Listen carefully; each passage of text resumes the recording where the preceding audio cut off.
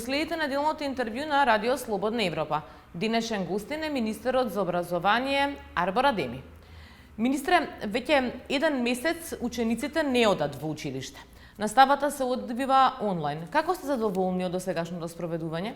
Ние сме донеле конкретни уредби со законска сила, поврзани и со основното образование, и со средното образование, но и со високото образование, каде што е санкционирано и предвидено далечинското учење или учење од дома преку средствата за електронска комуникација.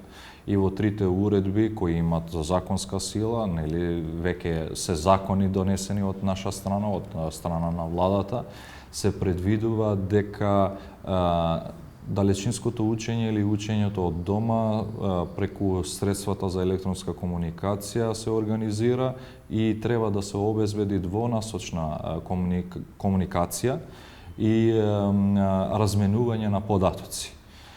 Тоа значи дека образовниот процес да се организира на начин без физичко присуство на засегнатите страни во овој процес. И конкретно мислиме на видеоконференциските платформи, на електронската пошта и секое друго средство за електронска комуникација. Што подразбирате под двонасочна комуникација? Треба да се одржи таа интеракција и комуникација помеѓу наставникот и ученикот. Сме се определиле за овој начин на организирање и реализирање на наставата, имајќи предвид дека наставникот е тој што го следил во континуитет својот ученик. Нивото на неговата образовна подготовка и надградба и само он може и понатамо да ги обработува темите кои останале од наставните програми, содржините од наставните програми и да се заокружи успешно школската година, учебната година. И затоа ние сме се определиле за ова опција како задолжителна, но не е само ова опција што ја нудиме сега во ваквите вонредни околности. Нели ние веднаш кога се прекина наставата, почнавме со проектот ТВ Училница, која оди секој работен ден во Македонската радиотелевизија и во првиот и во вториот канал, каде што имаме медиумски простор од 2,5 часа, каде нудиме интервентна воспитна образовна програма. Исто така го нудиме како нешто трето, опционално, факултативно, дополнително и за прв пат ова националната платформа за образование наречена е Училница.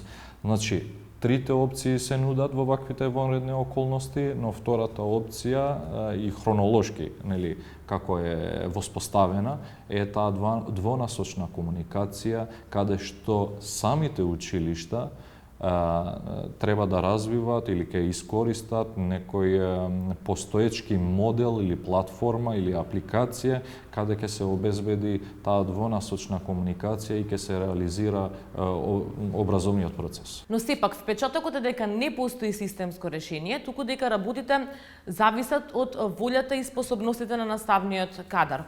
Размислувате ли за воедначено системско решение за одвивање на онлайн наставата? Не, се работи за системско решение, ама моделот и опциите преку кои средства за електронска комуникација ќе се организира наставата, најцелисходно е самите училишта да се определат. Бидејќи пред донесување на уредбите, ние препорачавме до сите образовни институции да организираат онлайн настава.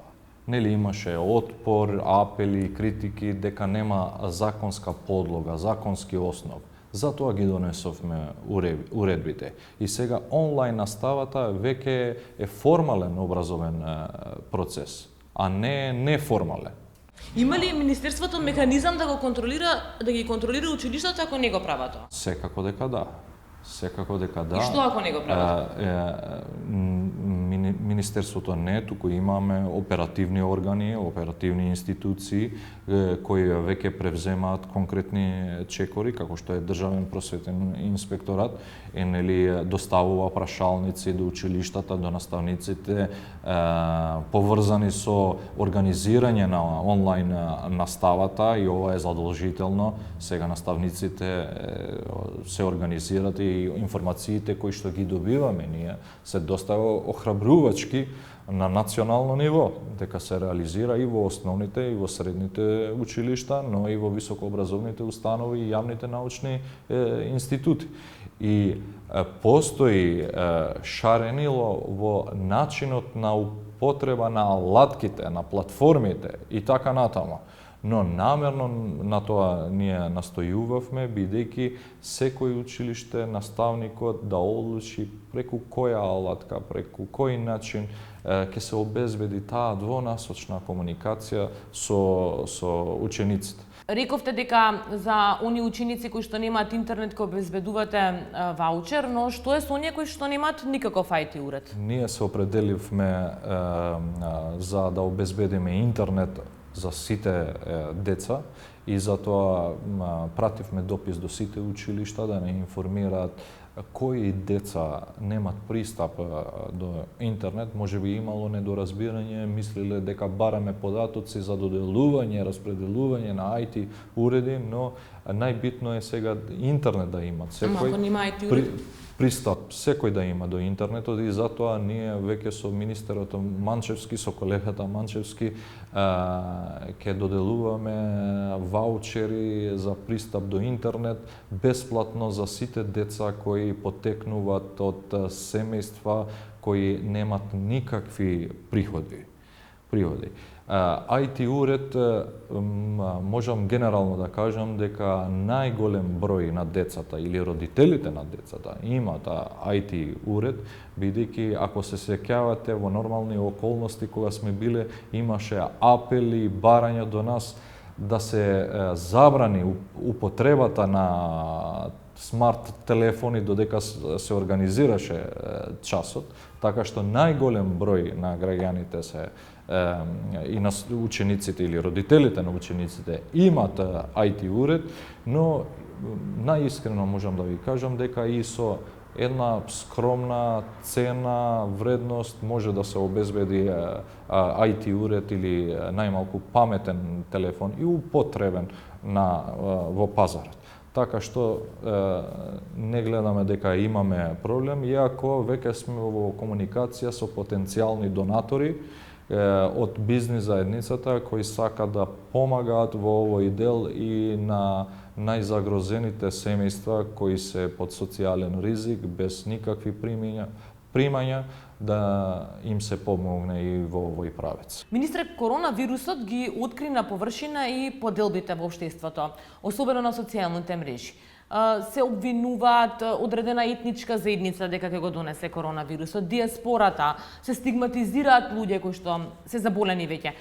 Невладени организации претходно излегуваа со оцени дека македонското образование, децата низ системот, не се учат да не стигматизираат, да немаат поинаков однос кон условно кажано другиот.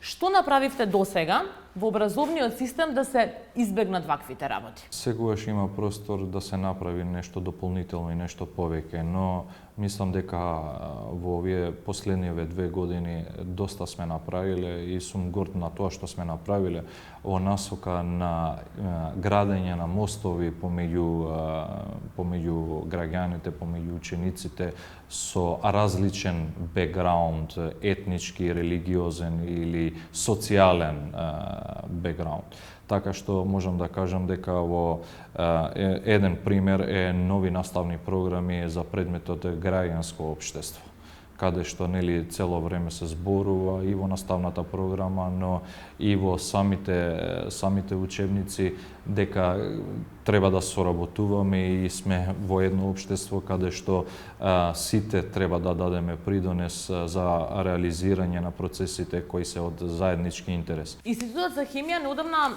протестираше поради застарената лабораторија. Велат дека опремата таму е 60 на години стара. Тоа е само еден пример. Сите институти и лаборатории од прилика имаат таков проблем со децении не се инвестира во нив.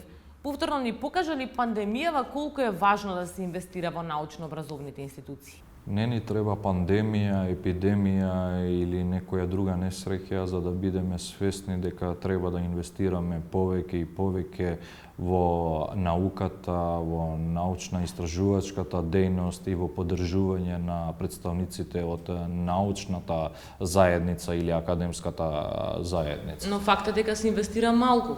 Но и исто така е факт дека со нас и платите нели се покачени на историско ниво како никогаш до сега за краток период во сите алки на образовниот процес. Исто така се поддржуваат представниците од научната заедница во реализирање на различни проекти. Се поддржуваат за реализирање на билатерални проекти со други држави, се финансирани од наша страна и секако вид на поддржување на научниците за нивна научна надградба или преку престојување во најпознати и најпрестижни научни центри. Ви благодарам на одвоеното време. Благодарам и на вас. Тоа беше се во неделното интервју на Радио Слободна Европа. Довидување до следната недела.